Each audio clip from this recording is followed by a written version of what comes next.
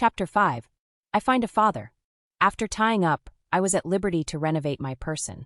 My shore clothes restored me to the semblance of my former self, and, with many a protest of goodwill from my late companions, I walked towards the city.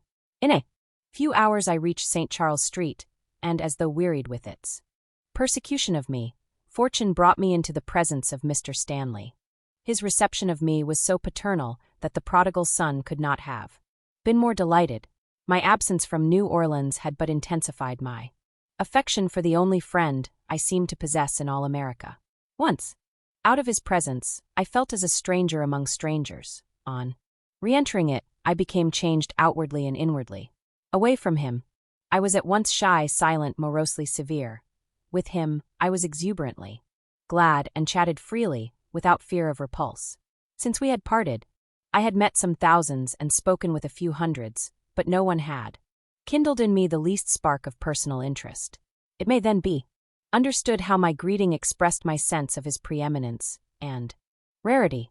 Between the last sentence and what follows, there should be an interval, represented by many.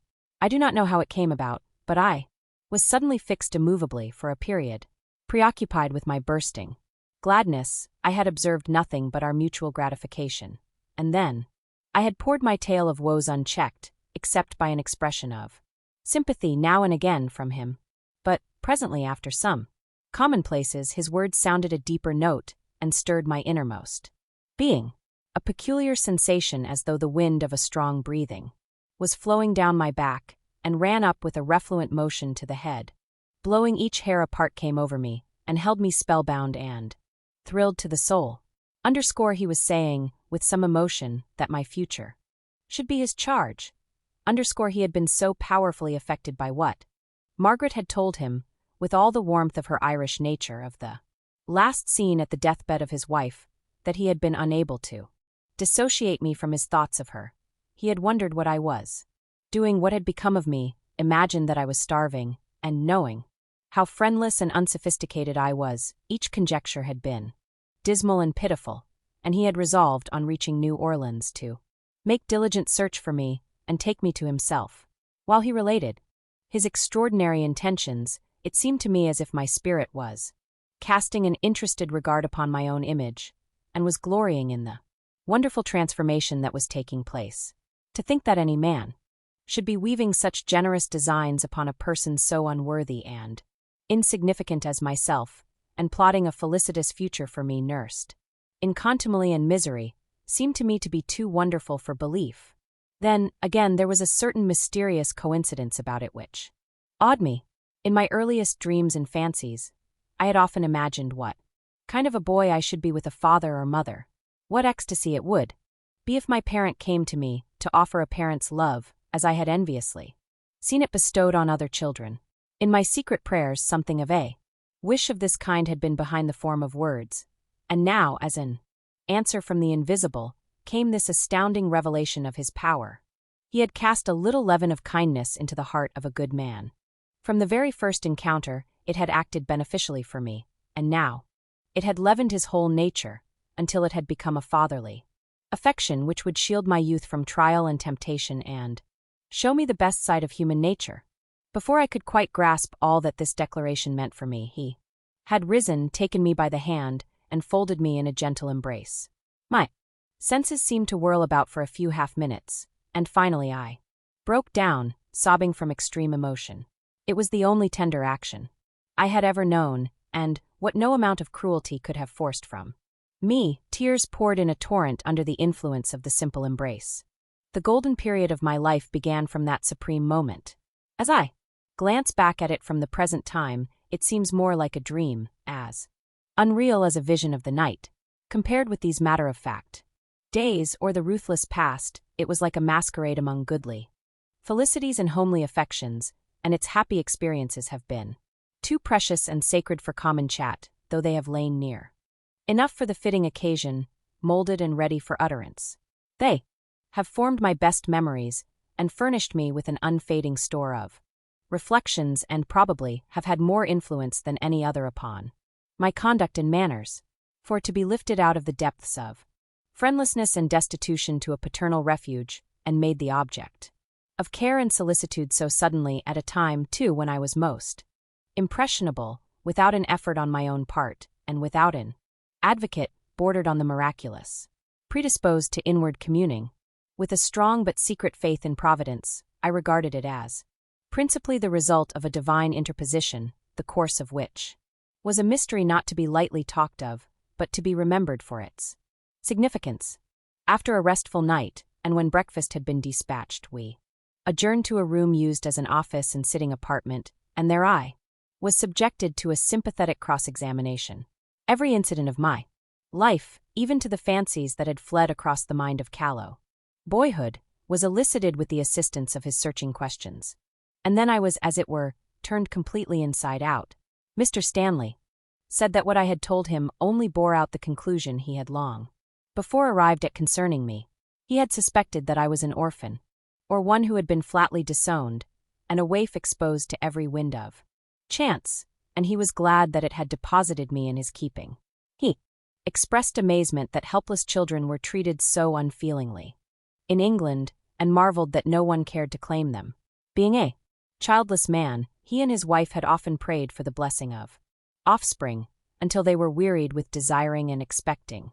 Then they had gone to the Faubourg St. Mary, and had visited the infant asylum with the view of adopting some unclaimed child, but they had made no choice from over-fastidiousness.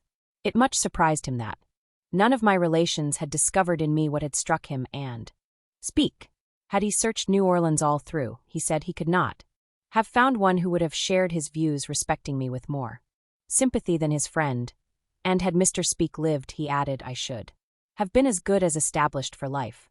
Mr. Speak had written his estimates of my character often, and in one letter had predicted that I was cut out for a great merchant, who would eventually be an honor to the city. Mr. Kitchen, the bookkeeper, had also professed to be impressed with my qualities, while young Richardson had said I was a prodigy of activity and quick grasp of business. Then at some length he related the circumstances which had induced him to take a warmer interest in me. He had often thought of the start I had given him by the question, "Do you want a boy, sir?" It seemed to voice his own lifelong wish, but he thought I was too big for his purpose. For the sake, however, of the long-desired child, he determined to do the best he could for me, and had obtained my engagement with his friend Speak. When he had gone home, his wife had been much interested in the adventure with me, and had often asked how his protégé was getting on. When she had finally seen me, she had said something to him which had given a new turn to his thoughts, but, as I was already established and was likely to succeed, he had ceased thinking about it. On Margaret's arrival at St. Louis with his wife's remains, she had been so eloquent in all the details of what had occurred, that he inwardly resolved that his first object on reaching the city should be to seek me and undertake what God had pointed out to him, namely, to educate me for the business of life, and be to me what my father should have been. The long and the short of it is, said he, as you are wholly unclaimed without a parent, relation, or sponsor, I promise to take you for my son and fit you for a mercantile career, and in future, you are to bear my name, Henry Stanley, having said which he rose and, dipping his hands in a basin of water, he made the sign of the cross on my forehead and went seriously through the formula of baptism, ending with a brief exhortation to bear my new name worthily, in answer, as it might seem, to the least shade of doubt on my face, which he thought he observed. He gave me a brief summary of his own life, from which I learned that he had not always been a merchant. He told me that he had been educated for the ministry and had been ordained, and for 2 years had preached in various places between Nashville and Savannah, but finally becoming lukewarm, he had lost his original enthusiasm for his profession and had turned his attention to commerce. Intimacy with men of business and social life had led him by degrees to consider himself unfitted for a calling which seemed to confine his natural activities, but, though he had lost the desire to expound the Christian faith from the pulpit, he had not lost his principles. The greater gains of commerce had seemed to him to be more attractive than the work of persuading men and women to be devout. After 1 or 2 unsuccessful essays as a storekeeper, he had finally adopted a commission business, and had succeeded in several profitable ventures. He thought that, in a few years, he would return to the store business and settle in one of the backcountry places for which he had a great hankering, but at present he could not make up his mind to terminate his city connections. Much else he related to me, for it was a day of revelations, but to me personally it mattered little. It was quite sufficient that he was my first best friend, my benefactor, my father. Only the close student of the previous pages could compass my feelings at finding the one secret wish of my heart gratified so unexpectedly.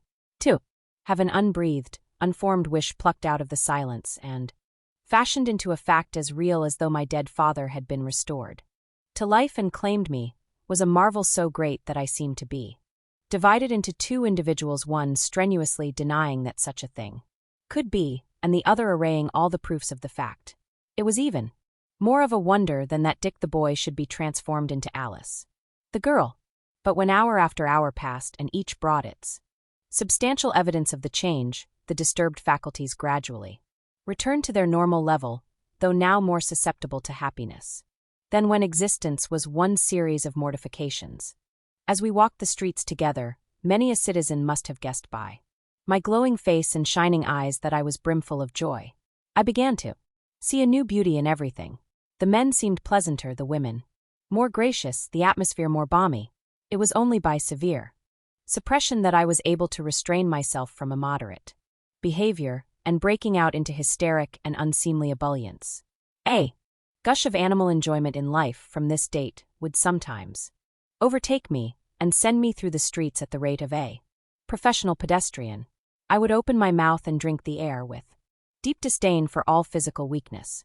I had to restrain the electrical vitality, lest the mad humor for leaping over a dray or cart might awaken the suspicion of the policeman. On such days and during such fits it was indeed joy to be alive, but to be young was very heaven. Most of the day was spent in equipping me for the new position I was to assume. I was sumptuously furnished with stylish suits, new linen, collars, flannels, low-quarter shoes, and Kip 6 boots, toilet articles, to which I was an utter stranger, such as tooth and nail brushes and long white shirts resembling girls' frocks for night dresses. It had never entered my head before that teeth should be brushed, or that a nail brush was indispensable, or that a night dress contributed to health and comfort. When we returned to Mr. Stanley's boarding house, we had a pleasant time in the arrangement of the piles of new garments and accessories and in practicing the first lessons in the art of personal decoration. In Wales the inhabitants considered it unbecoming in one who aspired to manliness to ape the finicky niceties of women and to be too regardful of one's personal appearance, and had they heard my new father descant so learnedly on the uses of tooth and nail brushes, I feel sure they would have turned away with grimaces and shrugs of dissatisfaction. What would stern Aunt Mary have said, had she viewed this store of clothing and linen that was destined for the use of a boy whom, at one time, she had seriously meditated indenturing to a cobbler? But, previous to the assumption of my new habiliments, I was conducted to a long bath set in a frame of dark wood, and while looking at it, and wondering at its splendor, I heard so many virtues ascribed to its daily use that I contracted quite a love for it, and vowed to myself that since it appeared to be a panacea for so many ills, all that scented soap and scrubbing could effect would be gladly tested by me. I steeped myself that afternoon, as though I would wash out the stains ugly poverty and misery had impressed upon my person since infancy, and, when I emerged out of the bath, my self-esteem was as great as befitted the name and character I was hereafter to assume.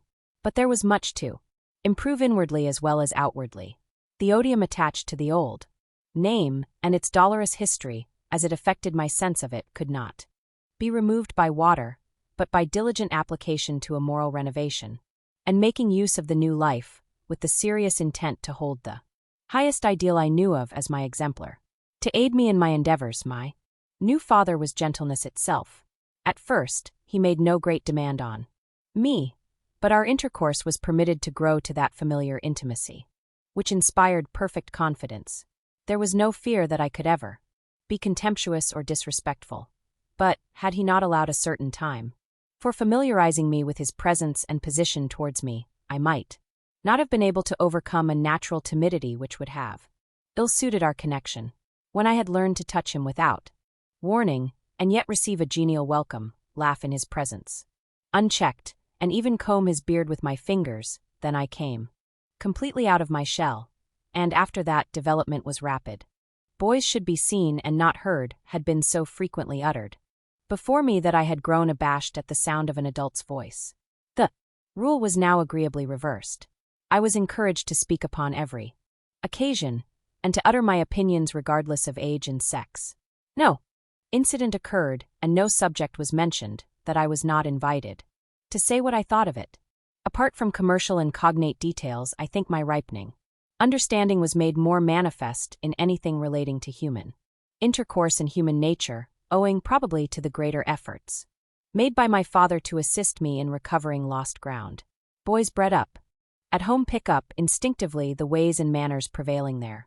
I had had no home, and therefore I was singularly deficient in the little graces of home life. Unconsciously to myself, from the moment I had stepped out of the bathroom in my new garments, I began that elementary education which was to render me fit to be seen by the side of a respectable man.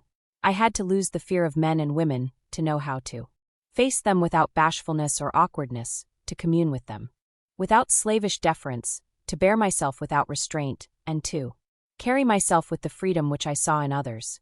In a word, I had to learn the art of assimilating the manner, feeling, and expression of those around me. Being attentive and intelligent, acute of hearing, quick of eyesight, and with a good memory, I had gained immensely in my father's estimation, and he was, to me, a sufficient judge. Our wanderings from city to city, steamer to steamer, and store to store, which the business of my father necessitated, I do not propose to dwell upon. In fact, it would be impossible to contain within a volume all that I remember of this and subsequent periods. I am more concerned with the personal element, the cardinal incidents, and the tracing of my growth to maturity. Besides, the banks of the Mississippi and its lower tributaries have little to recommend them to a youngster after the first expressive of admiration. The planters' mansions, the settlements, and cities are mainly of uniform color and style of architecture. When we have seen one mansion, settlement, or city, we seem to have seen all. One riverbank is like the other. The houses are either of wood with a veranda and painted, or of red brick. There is a church spire here and there, a mass of buildings, but presently, after a second view, there is as little of lasting interest as in the monotonous shores of the great river. I only record such incidents as affected me, and such as clearly stand out conspicuously in the retrospect, which have been not only a delight to memory, but which I am incapable of forgetting.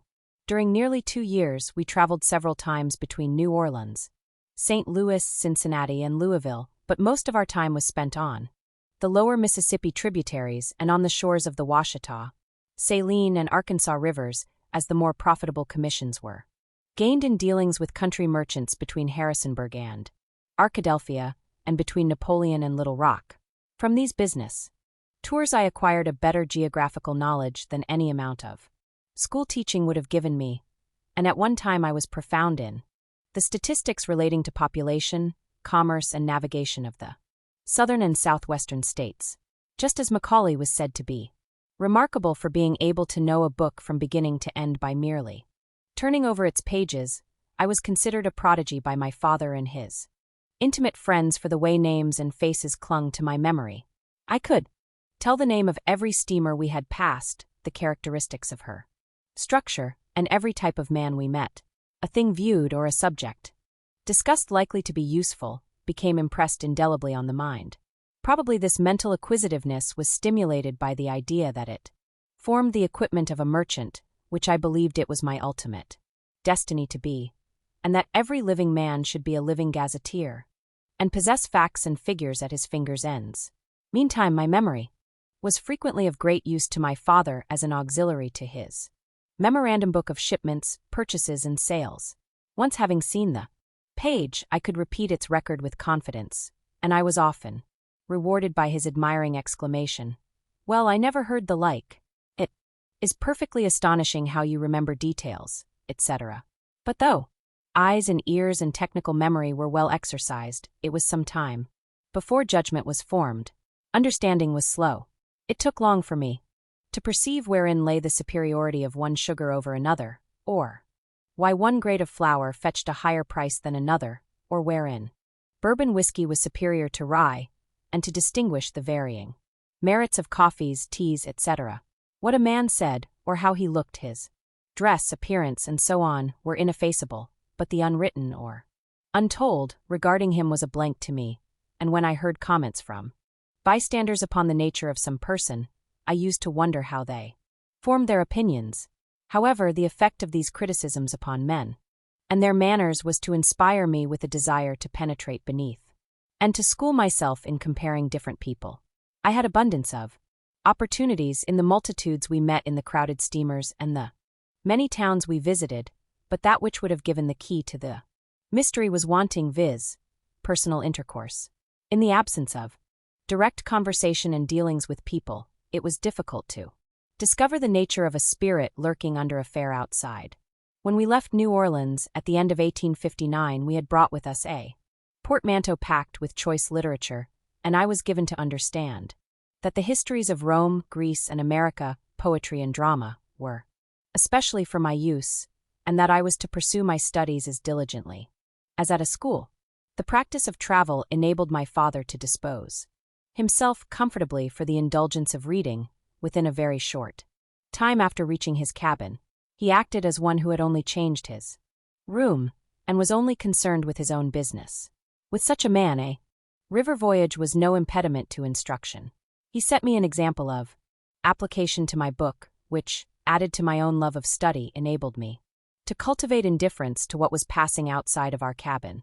Our traveling library was constantly replenished at the large cities with essays, memoirs, biographies, and general literature, but novels and romances were rigidly excluded.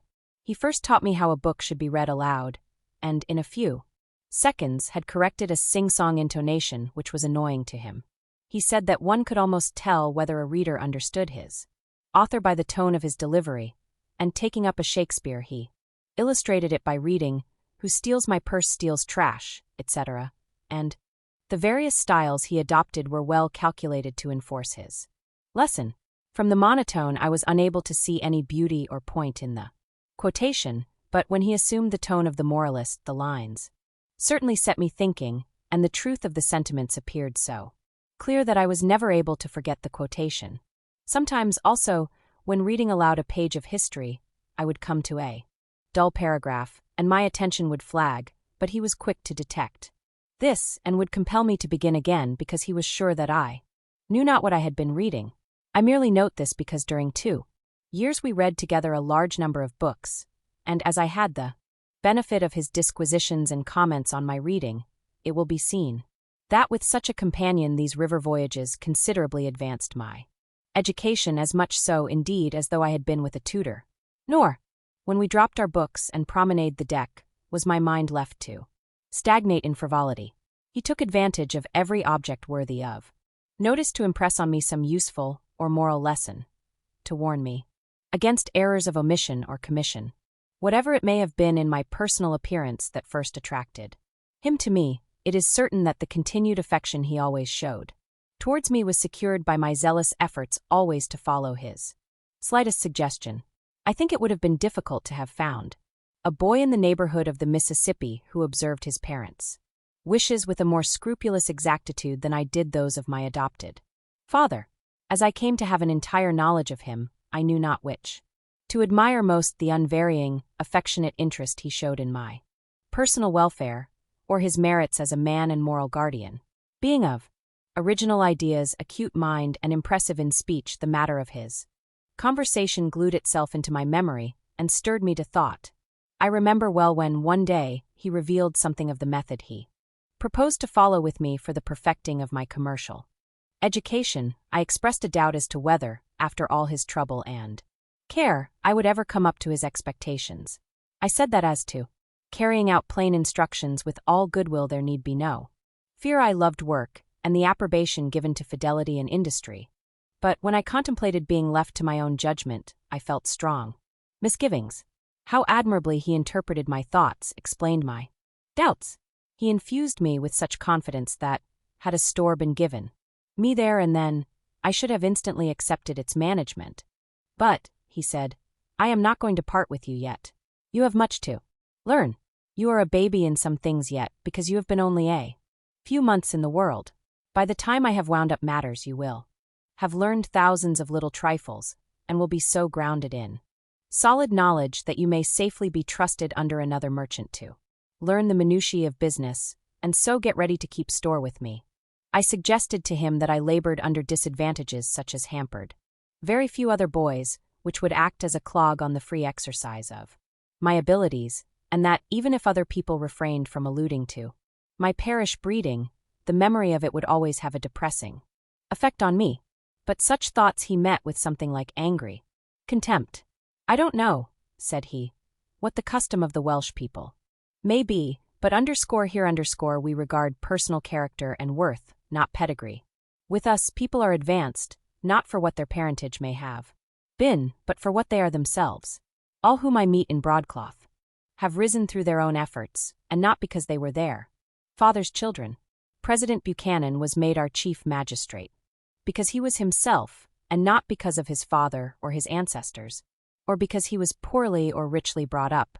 We put a premium on the proper exercise of every faculty and guarantee to every man full freedom to better himself in any way he chooses, provided always he does not exercise it at the expense of the rights of other people.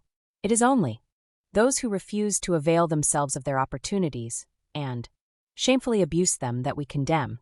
At other times, the vehemence of youth would frequently betray itself, and, if I had not been checked, I should probably have developed undue loquacity.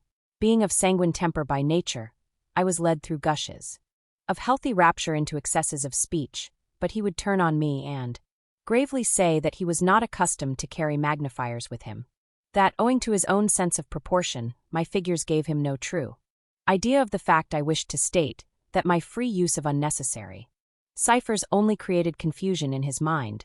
Sometimes he would assume a comical look of incredulity, which brought me to my senses very quickly, and made me retract what I had said, and repeat the statement with a more sacred regard for accuracy.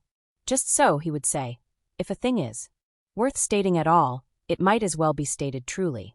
A boy's fancy is very warm, I know, but if once he acquires the habit of multiplying his figures, every fact will soon become no better than a fable.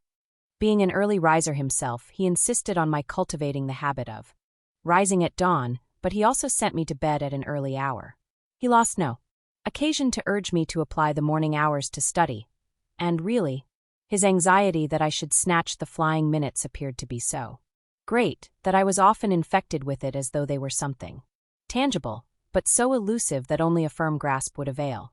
If he saw me idly gazing on the shores, he would recall me, to ask if I had finished some chapter we had been discussing, or if I had found a different answer to his question than I had last given, and, if he detected an inclination in me to listen to the talk of passengers round the bar, he would ask if there were no books in the cabin, that I must needs hanker for the conversation of idlers. All the babble of these topers, if boiled down, he would say, would not give a dram of useful knowledge. Greatness never sprang from such fruitless gossip. Those men were merely wasting time. From motives of selfishness, they, no doubt, would be glad to exchange trivial talk with anyone, big or little, who might come near them, but it was not to my interest to be in their company. He would put his arm in mine, and lead me away to deliver himself of his thoughts on the glory of youth, painting it in such bright colors that, before long, I would be seized with a new idea of its beauty and value. It appeared to be only a brief holiday, which ought to be employed for the strengthening of muscles, gathering the flowers of knowledge, and culling the riper fruits of wisdom. Youth was really only the period for gaining strength of bone, to endure the weight put on it by manhood, and for acquiring that largeness of mind necessary to understand the ventures I should hereafter be compelled to take. To squander it among such fellows as congregated around bar-rooms and liquor counters was as foolish as to open my veins to let out my lifeblood. Now is the time to prepare for the long voyage you are to take. You have seen the ships in the docks taking in their stores before leaving for the high sea, where nothing can be bought. If the captains neglect their duties, the crews will starve. You are in the dock today. Have you everything ready for your voyage? Are underscore all underscore your provisions aboard? If not, then when you have hoisted your sails, it will be too late to think of them, and only good luck can save you from misfortune. And so on until through his forcible manner, earnestness, and copious similes, I returned to my studies with intense application.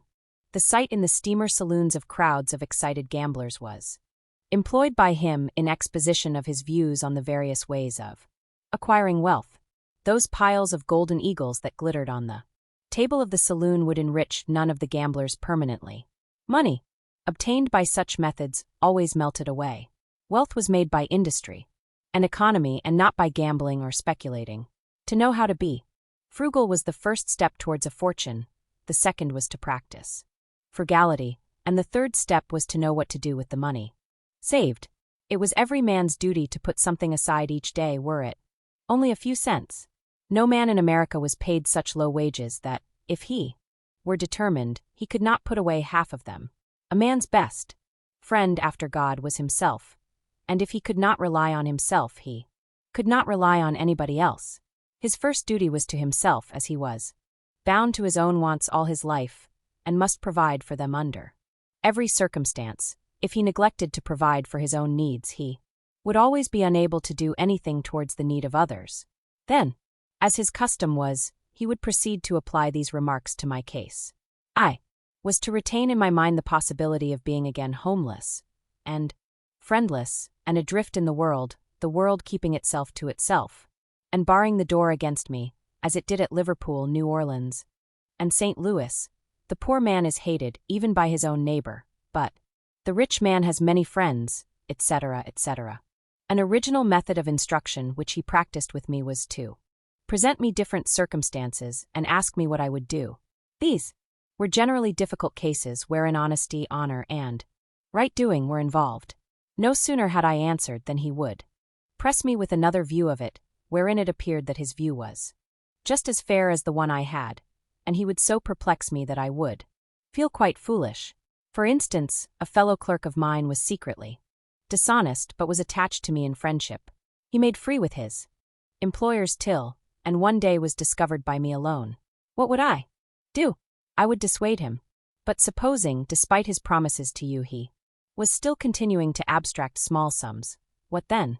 I would accuse him of it, and say to him he was a thief. Supposing that, seeing you could give no positive proof of his theft, he denied it? Then he would be a liar, too, and there would be a quarrel. And what then? That is all. What of the employer? In what way? Is he not in question? Does he not pay you for looking after his interests? But I do look after his interests in trying to prevent the theft. And yet, with all your care of his interests, the pilfering goes on, and nobody knows it but you. You think, then, that I ought to tell on him and ruin him? Well, when you engaged with your employer, did you not make something of a bargain with him that, for a certain wage, you would make his interests your own and keep him duly informed of all that was going on? This is one example of the painstaking way in which he would stir up my reasoning powers. When we walked through the streets, he would call my attention to the faces of the passers-by, and would question me as to what professions or trades they belonged to, and, when I replied that I could not guess them, he would tell me that my eyes were the lamps to my feet and the guides to my understanding, and would show me that though I might not guess accurately each time, in many instances I might arrive at the truth, and that, whether wrong or right, the attempt to do so was an exercise of the intellect and would greatly tend, in time, to sharpen my wits. Moral resistance was a favorite subject with him. He said the practice of it gave vigor to the will, which required it as much as the muscles. The will required to be strengthened to resist unholy desires and low passions, and was one of the best allies that conscience could have. Conscience was a good friend, and the more frequently I listened to it, the more ready it was with its good offices. Conscience was the sense of the soul, and, just as the senses of smell and taste guarded my body from harm or annoyance, it guarded the spirit from evil. It was very tender and alert now, because I was yet at school, and the influence of the Scriptures was strong in me, but when neglected it became dull and insensitive. Those, however, who paid heed to it grew to feel the sensation of its protective presence, and upon the least suspicion of evil it strenuously summoned the will to its aid, and thus it was that temptations were resisted. Whether afloat or ashore, his manners were so open and genial that one would think he courted acquaintance. Many people, led by this, were drawn to accost him, but no man knew better than he how to relieve himself of undesirable people, and those who enjoyed his company were singularly like himself in demeanor and conversation. It is from the character of his associates that I have obtained my most lasting impressions of Americans, and whenever mentioned, these are the figures which always rise first in the mental view. Punches, Jonathan, I have never had the fortune to meet, though one who has traveled through 2/3 of the Union could scarcely have failed to meet him, if he were a common type. Among his kind, my adopted father was no mean figure. I once heard a man speak of him as a man of a soft heart, but a hard head, which I fancied had a sound of depreciation, but later I acknowledged it as just. It was some 6 months or so after my adoption that I ventured to broach a subject of more than ordinary interest to me. In fact, it was my only remaining secret from him. It had been often on the tip of my tongue, but I had been restrained from mentioning it through fear of scorn. My ideas respecting the deity, I suspected, were too peculiar to trust them to speech, and yet, if someone did not enlighten me, I should remain long in ignorance of the divine character. True, certain coincidences made me secretly believe that God heard me. Nevertheless, I burned to know from an authoritative source whether I was the victim of illusions, or whether the being of my conceptions bore any resemblance to that of the learned and old I had met. I imagined God as a personality with human features, set in the midst of celestial glory in the heaven of heavens, and whenever I prayed, it was to him thus framed that I directed my supplications. My father did not ridicule this idea as I feared he would, and I was much relieved to hear him ask how I had come to form such a fancy. This was difficult to express in words, but at last I managed to explain that probably it was from the verse which said that God had made man after his own image, and because clergymen always looked upward when in church. I cannot give his own words, but this is the substance of my first intelligible lesson on this subject. God is a spirit, as you have often read. A spirit is a thing that cannot be seen with human eyes because it has no figure or form. A man consists of body and spirit, or as we call it, soul. The material part of him we can see and feel, but that which animates him and governs his every thought is invisible. When a person dies, we say his spirit has fled, or that his soul has departed to its maker. The body is then as insensible as clay, and will soon corrupt and become absorbed by the earth. We cannot see the air we breathe, nor the strong wind which wrecks ships and blows houses down, yet we cannot live without air, and the effects of the winds are not disputed. We cannot see the earth move, and yet it is perpetually whirling through space. We cannot see that which draws the compass needle to the pole, yet we trust our ships to its guidance. No one saw the cause of that fever which killed so many people in New Orleans last summer, but we know it was in the air around the city. If you take a pinch of gunpowder and examine it, you cannot see the terrible force that is in it. So it is with the soul of man. While it is in him, you witness his lively emotions and wonder at his intelligence and energy, but when it has fled, it leaves behind only an inert and perishable thing, which must be buried quickly. Well then, try and imagine the universe subject to the same invisible but potent intelligence, in the same way that man is subject to his. It is impossible for your eyes to see the thing itself, but if you cannot see its effects, you must be blind. Day after day, year after year, since the beginning, that active and wonderful intelligence has been keeping light and darkness, sun, moon, stars, and earth each to their course in perfect order. Every living being on the earth today is a witness to its existence.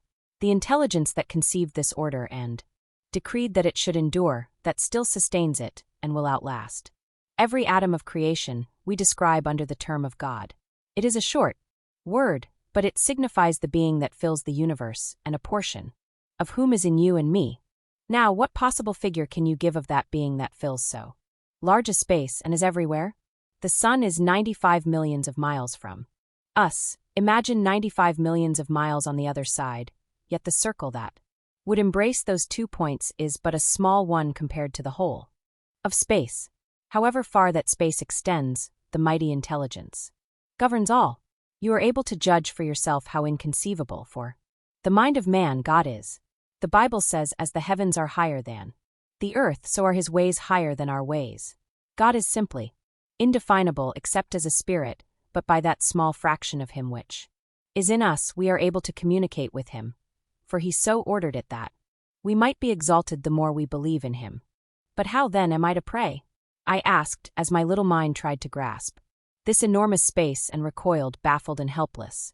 Must I only think or utter the words without regard to the object or way I direct them? It seems to me our Savior himself has instructed us. He said, "But thou, when thou prayest, enter into thy closet, and when thou hast shut thy door, pray to thy Father which is in secret, and thy Father which seeth in secret shall reward thee openly. Your Father knoweth what things ye have need of before ye ask him." Prayer is the expression of a wish of the heart, whether you speak aloud or think it. You are a creature of God, destined to perform his design, be it great or little. Out of the limits of that design you cannot venture, therefore prayer will not avail you.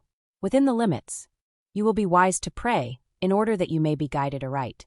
The understanding that he has seen fit to give you is equal to what you are destined to do. You may do it well or ill, but that is left to your choice.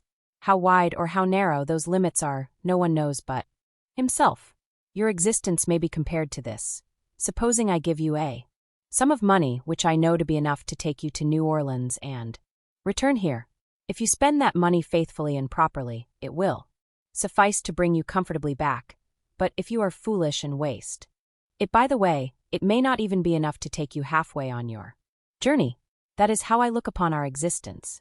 God has furnished us with the necessary senses for the journey of life he has intended we should take. If we employ them wisely, they will take us safely to our journey's end, but if through their perversion we misuse them, it will be our own fault. By prayer our spirits communicate with God. We seek that wisdom, moral strength, courage, and patience to guide and sustain us on the way. The Father, who has all the time observed us, grants our wish, and the manner of it is past finding out, but the effect is like a feeling of restored health, or a burst of gladness. It is not necessary to make long or loud prayers. The whisper of a child is heard as well as the shout of a nation. It is purity of life and sincerity of heart that are wanted when you approach the Creator to implore his assistance. We must first render the service due to him by our perfect conduct, before we seek favors from him. But what does the verse, "So God created him in his own image," mean? Then, if you still cling to the idea that the human form is a tiny likeness of the Almighty, you are more childish than I believed you to be. Image, in the Bible sense, means simply a reflection. In our souls and intelligence we reflect, in a small way, God's own mightier spirit and intelligence, just as a small pocket mirror reflects the sun and the sky, or your eyes reflect the light. Having had my doubts satisfied upon these essential points, there was only one thing more which I craved to know, and that was in regard to the Scriptures. Were they the words of God? If not, what was the Bible? According to him, the Bible was the standard of the Christian faith, a fountain whence we derived our inspiration of piety and goodness, a proof that God interfered in human affairs, and a guide to salvation. He read from Timothy, "All Scripture is given by inspiration of God, and is profitable for doctrine, for reproof, for correction, for instruction in righteousness, that the man of God may be perfect, thoroughly furnished unto all good works." And from Paul he quoted that it was written for our learning, that we through patience and comfort might have hope. You are not, said he, to pay too much attention to the set phrases, but to the matter and spirit of what is written, which are for the promotion of virtue and happiness. Many of the books have been written by men like ourselves, who lived between 2000 and 4000 years ago, and they used words peculiar to their own time. The mere texts or form of the words they used are not the exact words of God, but are simply the means of conveying the messages breathed into their understandings, and naturally they delivered them in the style of their period and according to their ability, with such simplicity as would enable the common people to comprehend them. If I had to convey to you the proclamation of the President of the United States, I should have to write it more simply, and in a form that you would understand. So these divine proclamations have been given to us by his chosen messengers more faithfully than literally. The above are a few of the intelligent ideas which I obtained from my Father, and for which I have been as grateful as for his unusual goodness in other respects. Probably many a sermon which I had heard had contained them in a diluted form, but they had not been adapted to my understanding, and his clear exposition of these subjects was an immense relief to me. It was a fortunate thing for me that my foggy beliefs and vague notions in regard to such high matters could be laid open with all trust and confidence before one so qualified and tender before they became too established in my mind. Otherwise, as my own intelligence ripened, I might have drifted into atheistical indifference.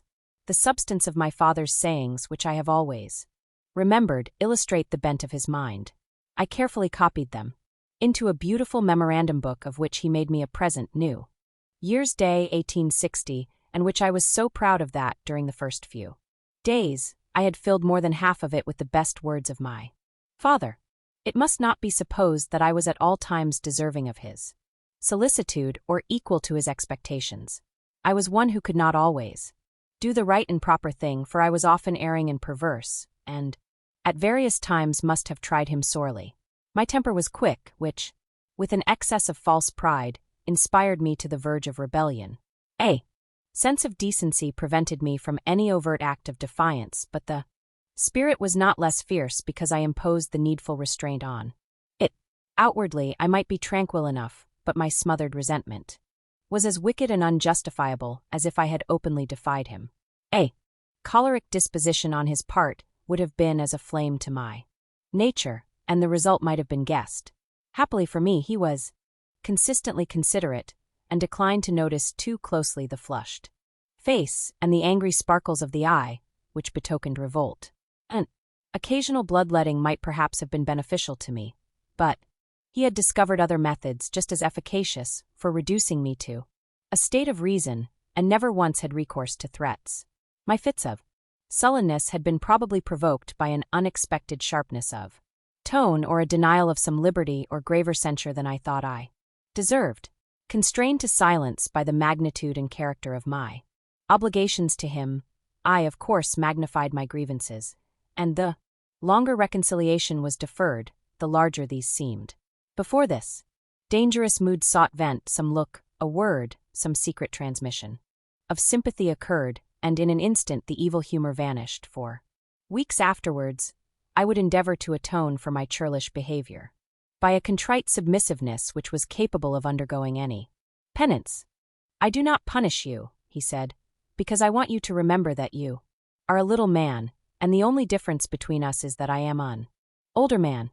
If I were in the habit of striking you, you would run away from me, or it would be noticeable in you by a slinking gait or a sly eye or a sullen disposition or a defiant look, or you would become broken-spirited.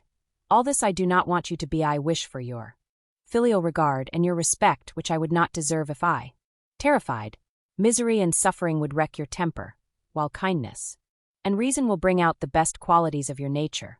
For you, as well as every child that is born, possess something that is good, and it is the sunshine of tenderness that makes it grow.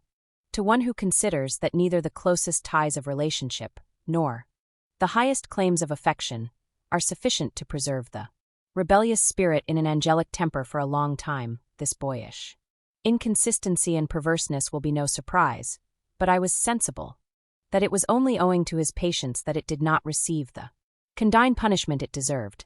This in itself was an education, for I learned after several experiences not to disturb myself too seriously because of a temporary change in his manner or mood, and to accept it rather as being due to some cross in business or physical condition than to any offense in me, and so the customary cordiality was soon restored. If I could only have made similar allowances earlier, and with other persons in later life, I should have had much less unhappiness to bewail, but in his case the necessity of doing so was impressed on me by my intimate knowledge of his fatherliness and affectionate considerateness, and by the constant sense that I owed him unreserved submission.